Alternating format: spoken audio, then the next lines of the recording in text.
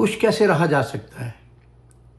Happy life का असल सफ़र क्या है और खुशी इंसान की ज़िंदगी में कितनी ज़रूरी है? अस्सलाम वालेकुम नाज़रीन, मैं हूं कमर उमर। आज ज़िंदगी के बहुत अहम मौजू पर हम बात करना चाहते हैं।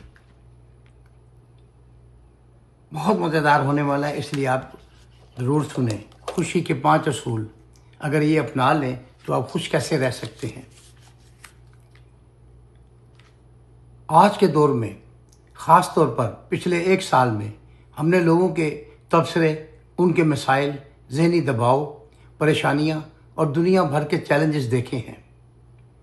ऐसे हालात में खुश रहना और अपने ज़हन को पुरसकून रखना पहले से कहीं ज़्यादा ज़रूरी हो गया है।